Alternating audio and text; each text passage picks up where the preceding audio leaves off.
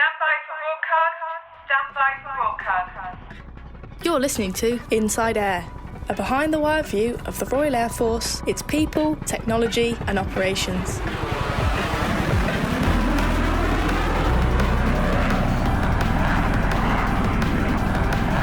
Hello, I'm Squadron Leader Peter Lisney, and in this episode we head to Hawaii with Poseidon. We could be analysing subsurface data and information that may be a marine mammal, for instance, versus a submarine. So it takes a serious amount of skill. We're now kind of in a more established position where we can provide assistance as well as receiving. To be able to deploy to Hawaii but sustain operations at home at the same time just shows how far Poseidon as a force has come. Also in this episode, we'll reheat a few stories just in case you missed them, and we'll be finding out who is under the hat this week. And what's your proudest moment in the RAF? Awarded AOC 1 Group nomination on the King's Honours List this year. Find out who is under the hat at the end of this episode. Now, this summer, two Poseidon MRA.1 P-8A Maritime Reconnaissance Attack aircraft from RAF Lossiemouth flew to Hawaii for the world's largest international maritime exercise. Called Exercise Rim of the Pacific, or Rimpac for short, it involved 29 nations, 40 surface ships, 3 submarines, 14 national land forces, more than 150 aircraft and 25,000 personnel. InsideAIR correspondent Wing Commander Dylan Eklund went to find out more. I am Wing Commander Jim Henderson, Officer Commanding Air Wing Support at RAF Lossiemouth and the Detachment Commander for the Poseidons, UK Poseidons in Rimpac. I am Flight Lieutenant Dave Miles. I'm a 201 Squadron Mission Commander and I am the Rimpac Project Officer for 2024. First of all, just tell me a little bit about your Air Force careers to date. Yeah, I joined the Air Force in 1992, commissioned to be a navigator, was posted to RAF Kinloss where I served for 8 years on the Nimrod MR2, before being selected for exchange with the New Zealand Air Force, where I operated on the P3K for 3.5 years before returning to do the Nimrod MRA.1 project. Since the demise of the MRA.4, I spent time in the JFAC and then in capability in JFC, where we brought back the Poseidon capability from 2015. And since 2016, I've been working in the FHQ and now as OC Air Wing Support, supporting the Poseidon. I joined the Air Force in 1995 as non-commissioned aircrew, trained as an acoustic operator and went straight to the Nimrod MR2 on 201 Squadron. Towards the end of that tour, I did a number of exchanges, firstly with the Royal Navy as a crewman in a Merlin HM Mark 1 at RNAS Culdrose. I then was selected for the Sea Corps program and operated with VX1 doing test and evaluation on the P-8A on behalf of the US Navy. On achieving the rank of Master Aircrew, I elected to commission. I completed commissioning in 2018 on the Commissioned Warrant Officers program, and after a short tour at 56 Squadron, continuing P-8 test and evaluation, I've since returned to the front line as a Wizzo on the P-8A. So we're in Hawaii, which is not a bad place to be. Jim, why are we here? Exercise Rimpac is a very complex maritime exercise with 40 ships, 25,000 personnel, 17 maritime patrol aircraft from nations such as Korea, Japan, India, Australia, New Zealand, the US and ourselves. It provides a complexity that we just don't get at home. We've been operating against US submarines, Korean submarines, conducting anti-submarine warfare whilst integrating with the warships that are out here. So obviously, formerly on Nimrods, which was an aircraft unique to the Royal Air Force. Are there any differences in the fact that we now operate the same type of aircraft as a number of the other nations here? Yeah, absolutely. We're exploiting opportunities with the other nations, particularly in engineering and logistics, to see how they operate, how we operate, and how we can interoperate together. It's been an excellent opportunity for the engineers and the ops staff to do that. So Dave, what's What's the overarching scenario for Rimpac?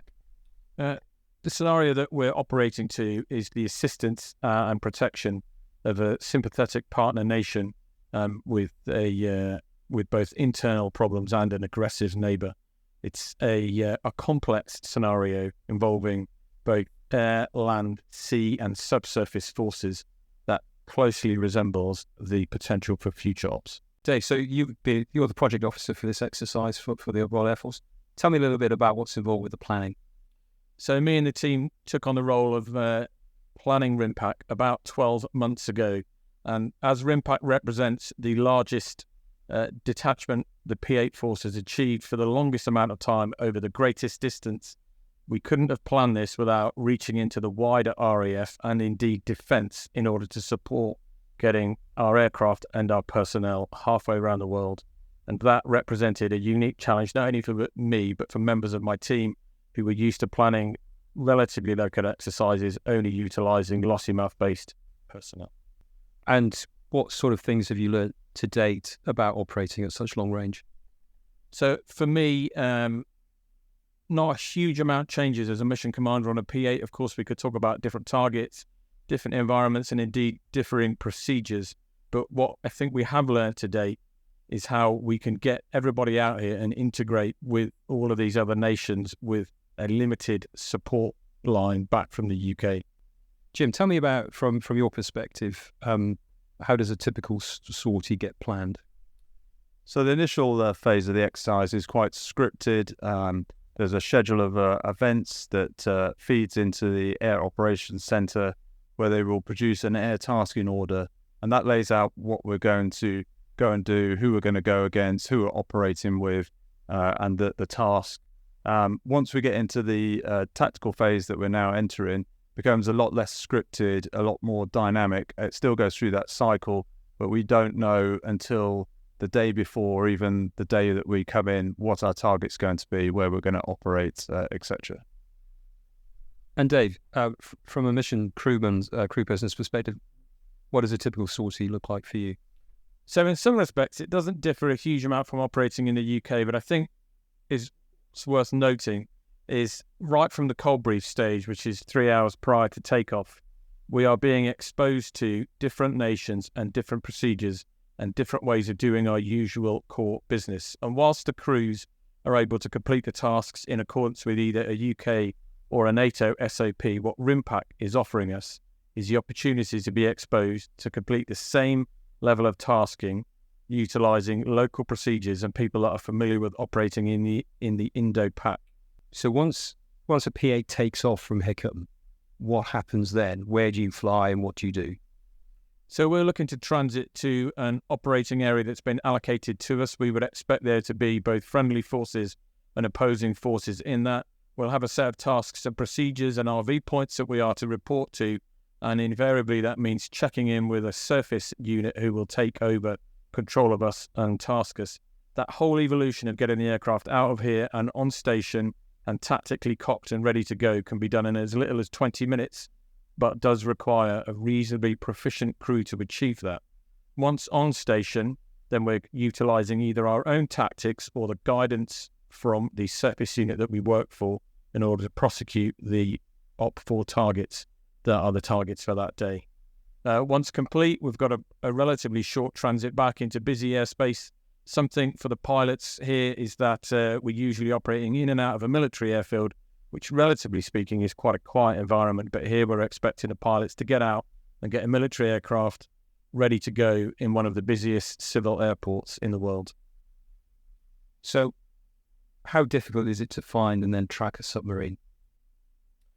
Well, that depends. Usually, with the appropriate intelligence and the capabilities of the PAA, we don't normally find it a challenge to locate or track submarines. Of course, in this environment where the oceanographics are entirely different and we're tracking some targets that we haven't seen before, some of our crews are finding it a challenge. But I think I would like to say from the missions that I've flown on and observed, the crews are holding their own. So talk me through what the composition of a Poseidon P8 crew. Break down the team for me. Okay, so the Poseidon P8 crew is made up of 2 pilots on the flight deck, 2 weapons systems officers in the back, and up to 5 non-commissioned aircrew. Essentially, what we're looking at here is the flight deck crew getting our aircraft to the on-station position, and then the senior of the 2 weapons systems officers in the rear of the aircraft, the mission commander, taking over control of the aircraft. My task there essentially entails getting the aircraft in the right place at the right altitude with the right sensors brought to bear on the op for, and to assist with that, I have 2 acoustic specialists and 2 radar ESM specialists. And between the 4 of them, they're continually compiling data and passing it into the mission system that I and my number 2 can analyse and prosecute the target. So, Jim, how good is it for you, for the Royal Air Force, to be back in the MPA business? Yeah, it's absolutely amazing to have this opportunity again. You know, I had a big dog in the fight to bring it back with the MRA.1 going.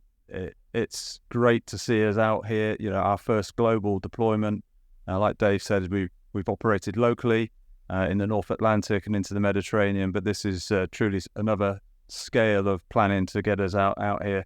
And it's a whole team effort. Dave talked about the crew, but it starts with the ops staff preparing those briefs, and at the end of the mission, disseminating the intelligence that we gather.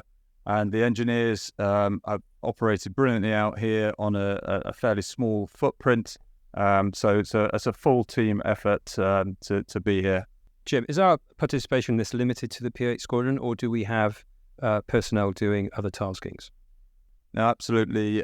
We're fully engaged into the various command and control headquarters up here in both Hickam and Canoe Bay, which is the other operating airfield. From the Air Operations Centre, where we have liaison officers, we have a medical planner in there operating within the exercise, to within the Commander Task Force 172's organisation, where we've put in a number of LNOs, intelligence officers, and teams that operate on a 24/7 cycle to prepare the cold brews that Dave talked about earlier, so that the crews can do the flying. So, Dave, as the project officer, what do you think is the big takeaway for RAF P8 operating in the Indo-Pacific? So when we operate in our usual backyard of the North Atlantic or the Mediterranean, we are inevitably operating with familiar NATO nations. Now, the P8 is an asset, either operates independently or it's tasked by a surface vessel. And the UK crews are very familiar with both scenarios. What Rimpac is offering us is an opportunity to be tasked by nations that have not operated with maritime patrol aircraft before, and indeed have operated independently on their own. Therefore, the challenge this brings to the crews, and therefore the key learning, is to be given a tasking that is perhaps suboptimal by our control authority, and then allowing the mission commanders to utilise their tactical experience to translate the intent of our controlling authority to then both educate and teach them and advance our own tactical officers in developing their own tactical acumen. So, from a US perspective, how important is this exercise, do you think? So the commander of the exercise is Vice Admiral Wade, who is the commander 3rd Fleet, which is the Pacific Fleet for the US Navy. He has a huge responsibility and he takes it very serious, knowing the sensitivities of Hawaii, particularly on the environmental side. So his key priorities are safety first, then environmental stewardship, and ultimately professionalism from ourselves. Jim, you mentioned there that environmental stewardship was particularly important on this exercise. Can you tell me a little bit more about that? Yeah, Hawaii is an amazing place to visit. It's a tourist hotspot, but also for the community here, they feel part of that environment, both on land and at sea. It's part of their culture. So we have to be very sensitive how we operate and where we operate, and that is always taken into account. We have robust procedures to make sure that we minimize any risk to marine mammal life, and that runs throughout the exercise for the land, air and sea components. So Dave, is Lossie ready for the influx of Hawaiian shirts, do you think? I would say no, because whilst we thought we had some pretty cool shirts coming out here, we've been exposed to some pretty exciting designs, so the locals better be ready for them. The responsibility for keeping the Poseidon serviceable such a long way from their home base fell to Senior Engineering Officer Squadron Leader Joe Reynolds. Wing Commander Eklund asked him about the challenges he and his team faced. So to the layperson, they look at a P-8 and it's a 737. It looks similar to the sort of aircraft they would fly on holiday. Clearly it's not. It's a military maritime patrol aircraft. But from your perspective, what does bringing an aircraft of that type out such a long distance away from Lossiemouth? What does that? What sort of challenges does that bring? I think the main challenge is the logistics support for it. So we've planned ahead, estimating all the equipment and supplies that we'll need, so that we can be completely self-supported while we're here. And that was challenging because it's, as I say, the largest deck we've done to date. So to get anything additional out here, it could take longer than the actual detachment. I mean, as it happens, we've actually had to bring an aircraft that's required some depth maintenance, a 90-day maintenance process, which is normally carried out at Lossiemouth by BD UK, which is Boeing Defence UK. But we can do servicing of that level as well, and carrying that out here concurrently while delivering the exercise has been successful. It's the first time we've done it, so it's a kind of series of firsts, really. We've also brought some logistics support specialists with us who are embedded in the detachment, so they've got reach back to the UK. One of the difficulties is that we're 11 hours behind the UK, so speaking overnight can be problematic. But so far it's worked well. So tell me a little bit about your Air Force career to date. Okay, so I've been in the Air Force 20 years and 1 month. I only know that because I looked on JPA today. So during my time as an engineering officer, I've worked in armaments and rotary, spent some time on fast jets, a Django on Chinooks, did a couple of tours of Afghanistan on Chinooks, spent quite a while in bomb disposal with 5131, and that involved working with the counter-ID task force in Afghanistan. I did a tour as a Deputy Sengo on 29 Squadron, Typhoon. And then I've also worked in weapons integration at Boscombe Down and also Abbey Wood with long-range precision strike, Spear 4 and Spear 5, essentially, which is future replacement weapon. And then I did an out of area in Al Udeid after DNS, and then went up to RAF Lossiemouth to be Sengo on P8. So tell me a little bit about the structure of the engineering on, because a lot of squadrons will have their own engineering per squadron, whereas clearly at Lossiemouth you've got 120 Squadron, you've got 201 Squadron, now you've got the OCU, which is 42. So how does it work for Poseidon? So the way Poseidon was scaled and brought into service from the original design, it always was going to have a line squadron. So that is a single large squadron of engineers who currently work under ISTAR air wing support.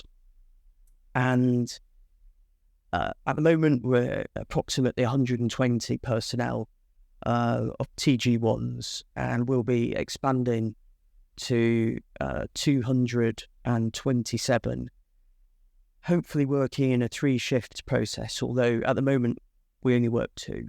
But we essentially repair the 9 P8s plus 3 E7s, which haven't arrived yet, and then we'll feed the squadrons and the flying program. and each squadron will be prioritised as they require aeroplanes. And then when we deploy, because although we're not at FOC yet, we do lots of exercises, and they're quite self-supportive, and we send small groups of engineers and often an ENGO along with the aircraft for detachments of 1 to 2 weeks. And then every so often we'll go, say, Sigonella, and we might have a 3-week detachment, or this detachment's 4 to 6 weeks for some personnel. So our largest to date. But one of the big differences I see compared to fast jets is the footprint can be a lot smaller, because we can fit 10 engineers inside the P8 with oils and basic stores to self-support. And that's extended if we operate out of an allied P8 base as well. And we are trying to establish in the background better maritime communication and connections with the Americans in particular, Norwegians. We've got the Canadians who are also looking to get on board. And then I have a regular conversation with the Australians and the New Zealand Air Force as well, who are both out at Rimpac. So it's a kind of a building maritime partnership in a way across the P8 world. So does the fact that a P8 is often operating at low level in inclement weather over the sea for a prolonged period of time, does that present any particular engineering issues? Yeah, that's a good question. So unlike 737s, which in the civilian airline world, they'll take off and they'll fly at altitude, sort of 30,000 feet to the destination, P8, they're primarily based near the sea, being a maritime patrol platform. So they're often living in a salt-laden environment. And then when they go flying, they'll often descend to quite low altitudes to drop sonar buoys or get a visual on ships. And then they'll climb back out to higher altitudes. So corrosion's one of the big things that we have to keep on top of. Also, the engine cycles are quite different to civilian airliners. When aircraft come back in post maritime sortie, they go through what we call a bird bath. So it will taxi through a series of water spray jets and essentially get showered with fresh water before it's then parked up on our dispersal. And then we have a regular wash cycle as well, where the aircraft's washed with detergent and the engines are compressor washed, just to keep on top of it all. And of course, a P8 is also different in many other ways to a regular 737 airliner, not least the fact that it carries weapons. Yeah, that's absolutely right. So even amongst I-Star platforms, it's quite a rarity in that it's a very large aircraft, and yet it can have hard points fitted on the wings for air-launched anti-shipping missiles, such as Harpoon, or maybe in the future, LRASM, which the United States Navy are looking at. It also has a bomb bay that we can load up with Mark 54 torpedoes, but we also carry Unipac 3, which is an air-deployed life raft. And over the last 2 and a bit years I've spent on the squadron, that capability's grown, and we've carried out 3 or 4 search and rescues as far as the mid-Atlantic, dropping life rafts and working with civilian shipping to get people picked up successfully and saving lives at sea. What's the big takeaway for you for Rimpac, for the engineering team? So I think the big takeaways for us would probably be that there's an awful lot of value in establishing the relationships with our maritime allied colleagues in the P8 world before coming out so we can share some of the burden with equipment that's brought out here. That works really well, and we can certainly build on that in the future. Another one would be that operating a long way from home, we absolutely need to be as self-supporting as we can. So increasing our ability to carry equipment on the aircraft and gradually building up information about what kind of spares pack we need to bring, particularly as we go towards FOC, and that will bring on further detachments to far-flung locations in the future.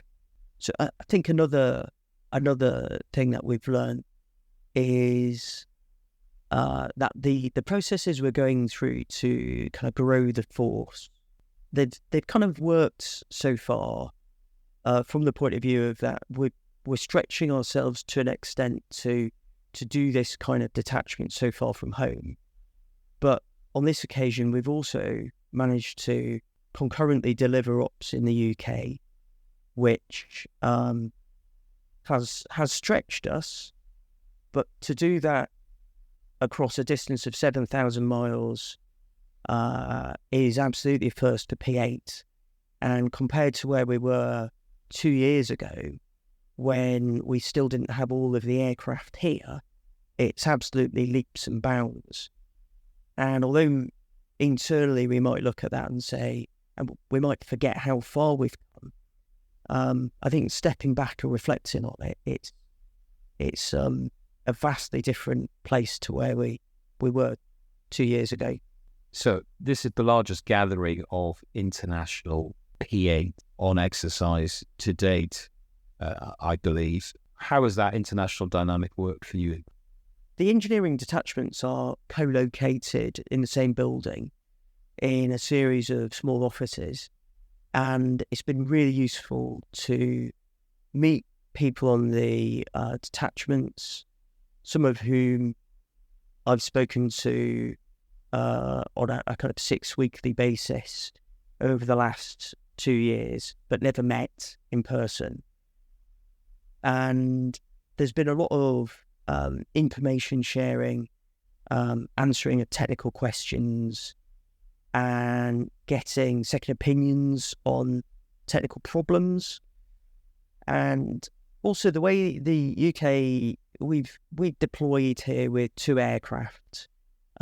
Many other detachments have come with 1 aircraft, and we brought a fairly large footprint compared to what we'd normally take. But that has meant that we've been able to support other nations with bits of equipment and tooling that maybe in the past the UK's often been at the other end of the equation doing the receiving the support. So it's been really nice to see that we're now kind of in a more established position where we can provide assistance as well as receiving it.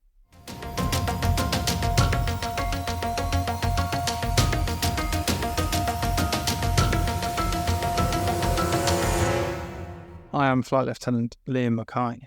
I am a P8A Tactical Operations Centre Flight Commander. So what is the Tactical Operations Centre?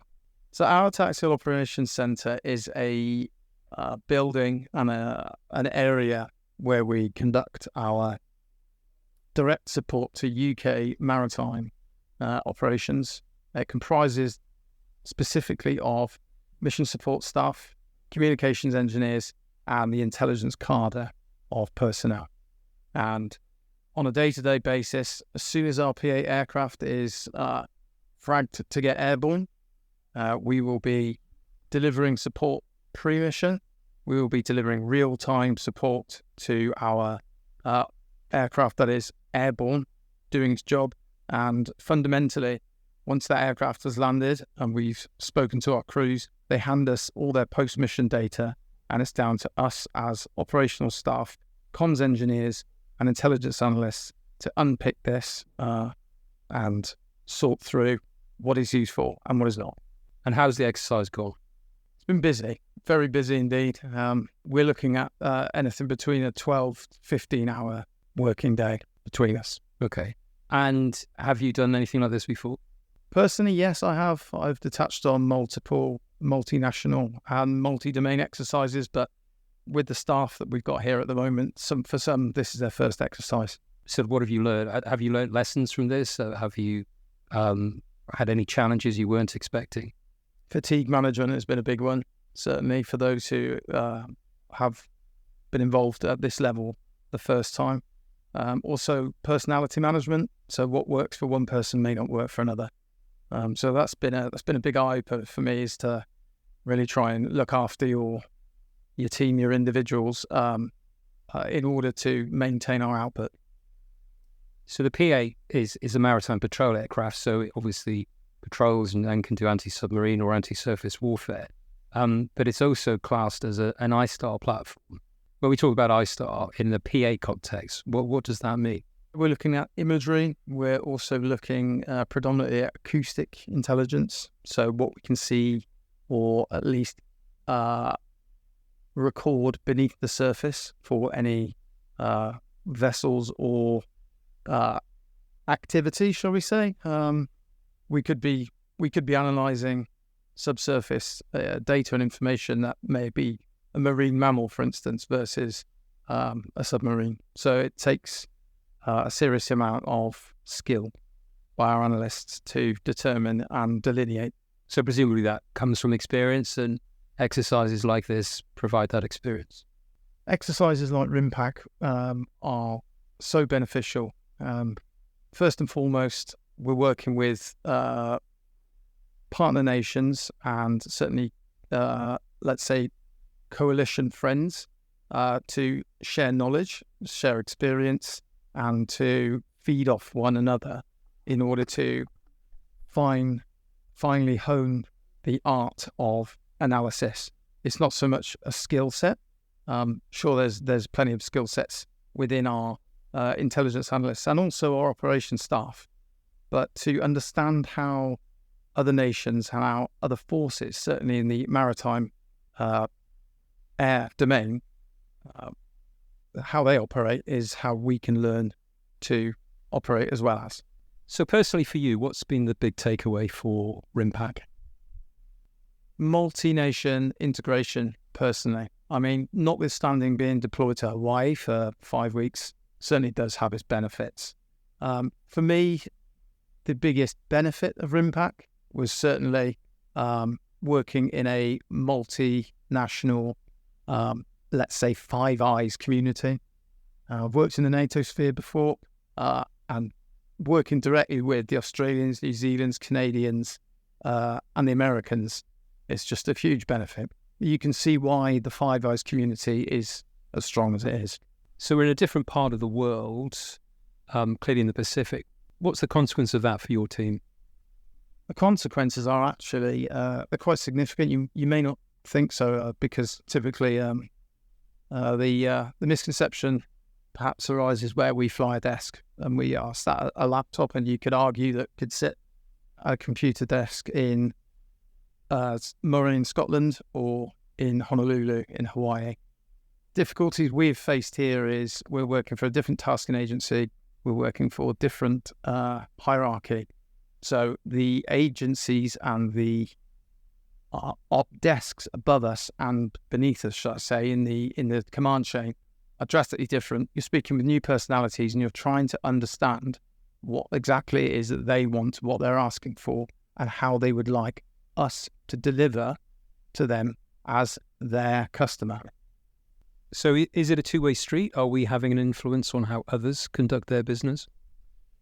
I would like to say so, yeah. I think the benefit that we faced here as well, which is we didn't realise how beneficial it would be, is we've had UK embeds within the exercise control staff. So instantly you know who you're talking to. They're the same personnel from your home unit.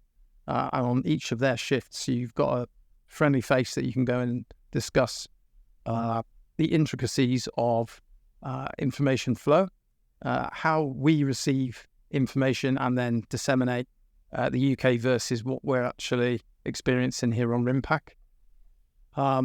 Certainly the product that we're receiving, or the products we received from exercise control, looked very different from the start of the exercise to where they do look now, and how we've understood new computer systems and software interfaces. We're in a much better place towards Index. So how well have the team done here? Exceptionally well. And there's no one here stood there with a gun to my head. We've arrived relatively in the dark. And I don't mean literally when we flew into Honolulu. But what I mean is this is P8A Poseidon's, the UK's first Rimpac exercise where we've brought our own aircraft to the party. We've flown. Our sortie success rate has got to be well up to possibly the best I've seen since I've worked with the organisation now for over a year.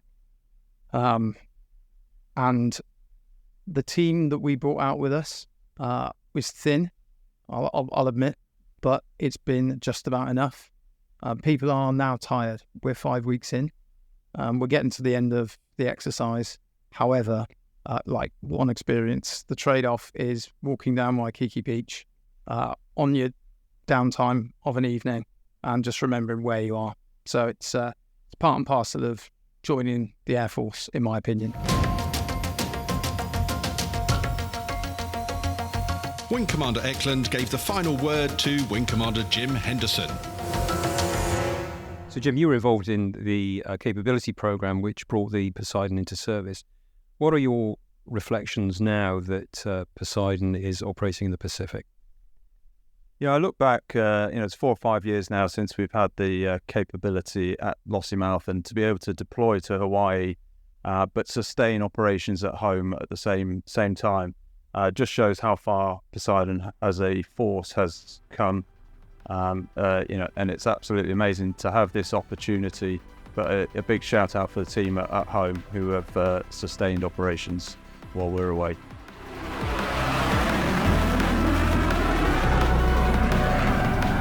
This is Reheat for Inside Air, where we take a look at some of the RAF stories you may have missed. I'm AS2 Chris Key.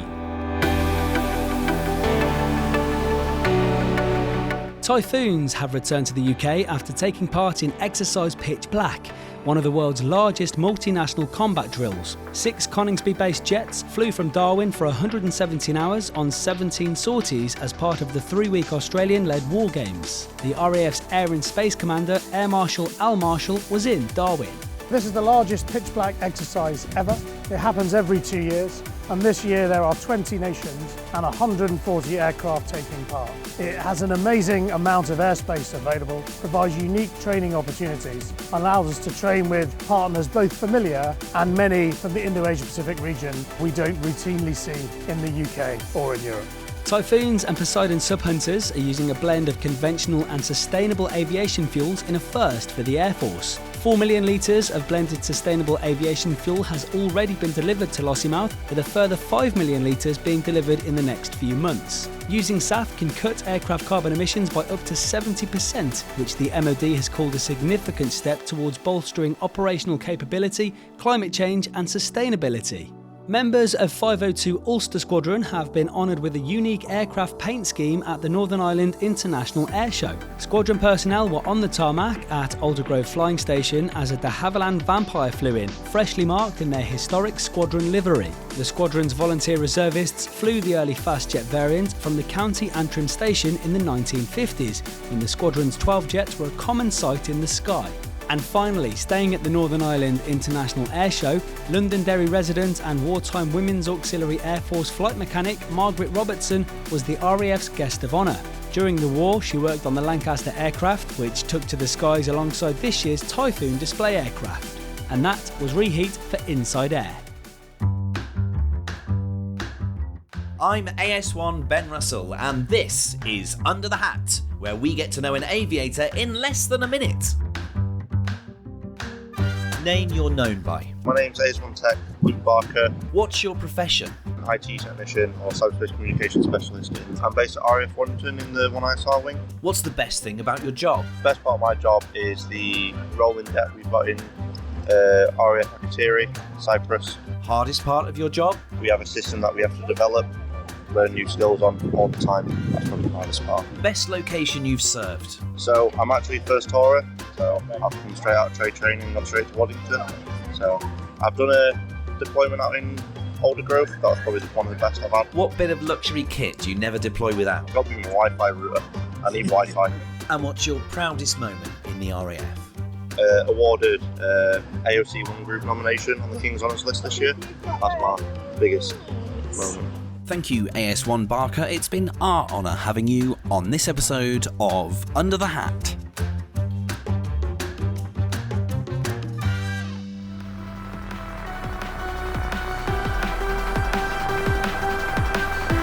That's all for this episode of Inside Air. Please give us a review and subscribe on your favourite podcast app, and join us again soon. You've been listening to Inside Air, a behind-the-wire view of the Royal Air Force, its people, technology and operations. If you're serving in the RAF and have a story for us, please speak to your unit media and communications officer. Inside Air is written and produced for the Royal Air Force by RAF Media Reserves.